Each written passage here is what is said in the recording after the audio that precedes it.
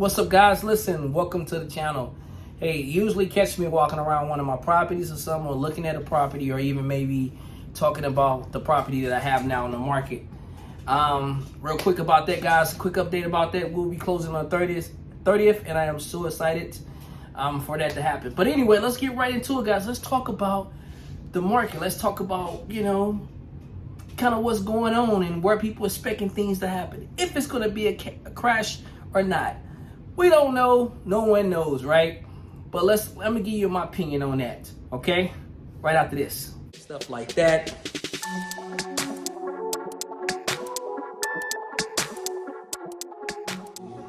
Three. As a matter of fact,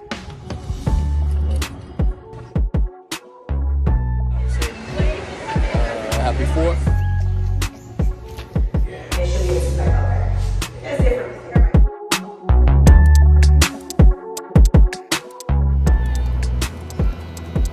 That, but okay, I'm gonna keep the windows, but all the wood, and I just keep you guys.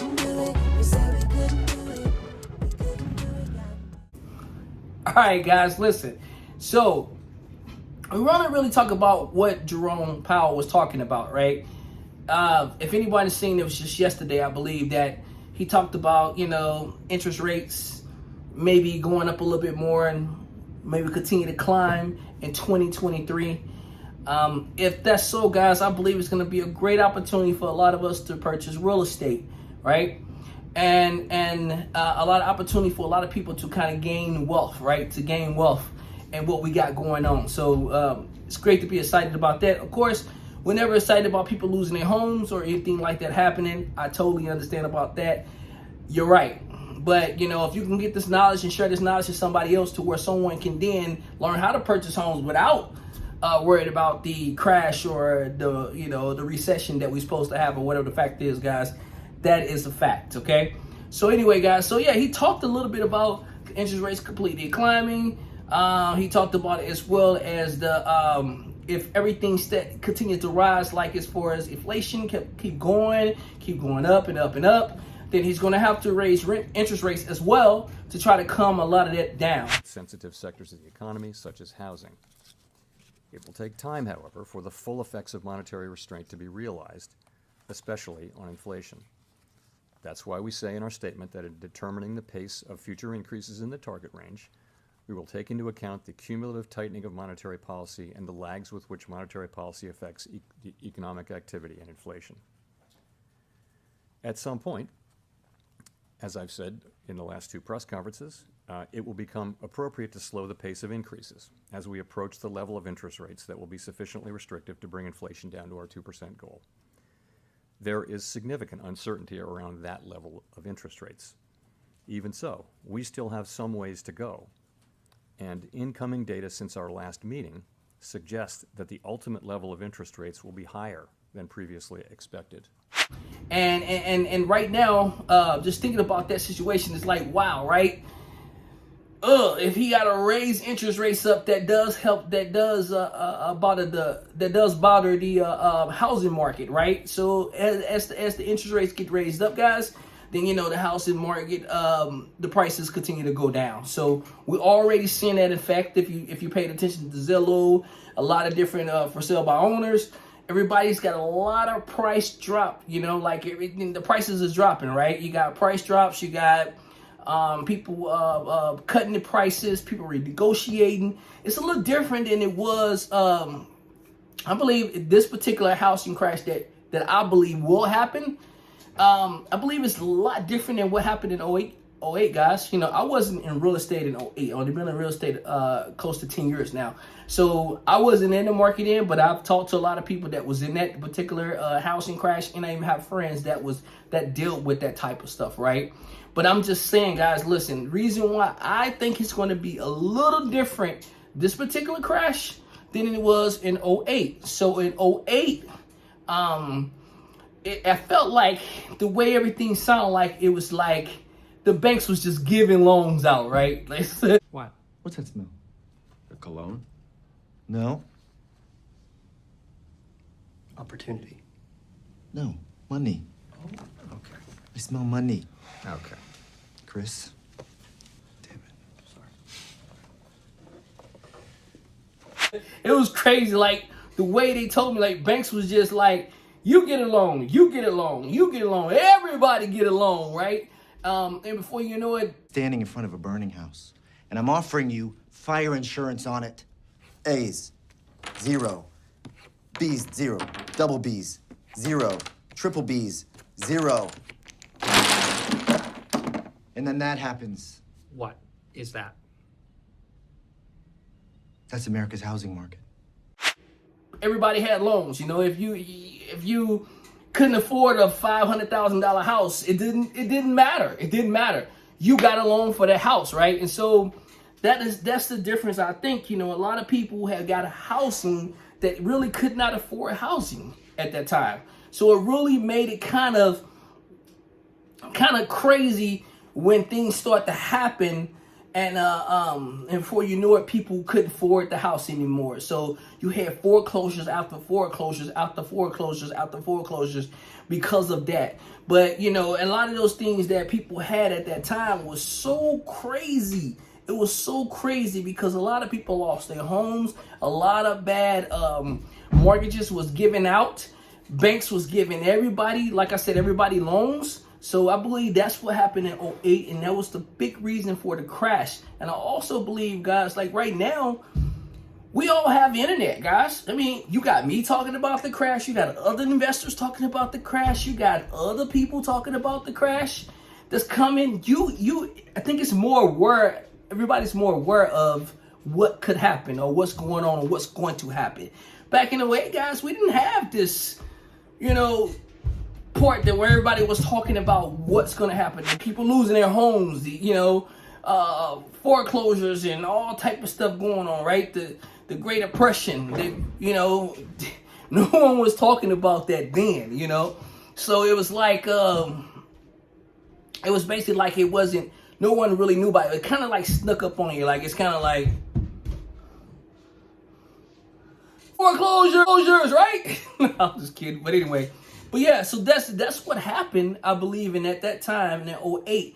Now, guys, because of this particular coming to a crash, that of course I believe is going to happen next year, sometime in March, or March or something right there. And the only reason why I am saying that is because I look at it now, guys, and I'm not saying it's going to be a 2008.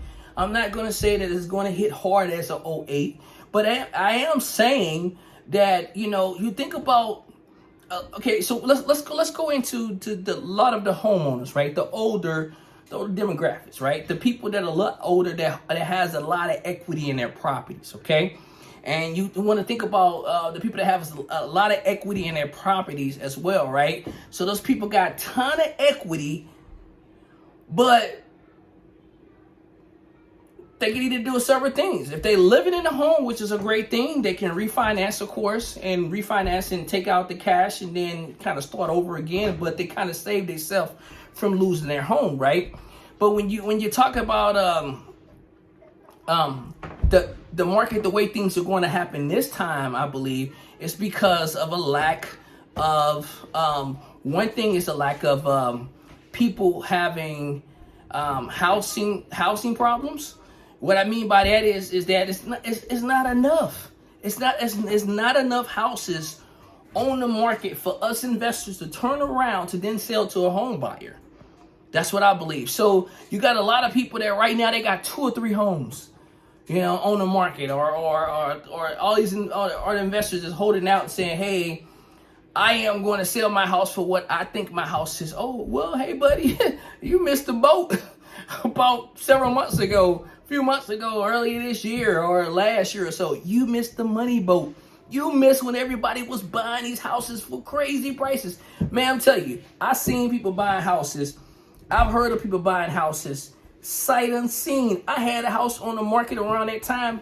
Some lady offered me a ridiculous price, sight unseen, right? My house was renovated, of course. But I'm just saying, people was buying houses like that without even looking at them. Guys, we're past that time. That time is over with.